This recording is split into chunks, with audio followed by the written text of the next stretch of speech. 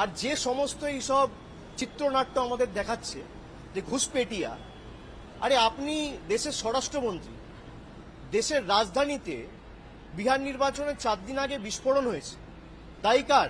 দিল্লিতে মমতা ব্যানার্জির সরকার। জম্মু কাশ্মীরে 4 জন জঙ্গি ঢুকে 26 জনকে দিনের আলোতে গুলি করে ঝাঁঝরা করে মারল। জম্মু কাশ্মীরে পুলিশের দায়িত্বে কে রয়েছে? ইউনিয়ন মিনিস্ট্রির আন্ডারে রয়েছে পুলিশ। বর্ডারের পাহারা কে দায়িত্বে রয়েছে? বিএসএফ। তাহলে একদিকে বিএসএফ আপনার স্বরাষ্ট্র মন্ত্রকের অধীনে, অন্যদিকে দিল্লি পুলিশ থেকে শুরু করে জম্মু কাশ্মীর পুলিশ আপনার স্বরাষ্ট্র মন্ত্রকের অধীনে। তাহলে দিল্লিতে কেন হলো? জম্মু কাশ্মীরে পেহেলগামে কেন হলো? এর দায় কার?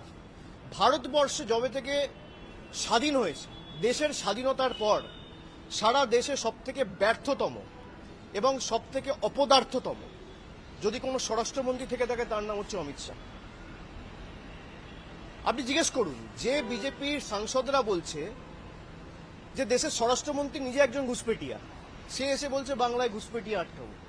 আরে বাংলায় যদি ঘুষপেটিয়া হয়ে থাকে, 11 বছর ধরে আপনার সরকার কেন্দ্রে, 6 বছর ধরে আপনি দেশের স্বরাষ্ট্রমন্ত্রী, সবার আগে আপনার রিজাইন করা উচিত। আপনি কাকে এসব বোকা বানাচ্ছেন? কাকে এসব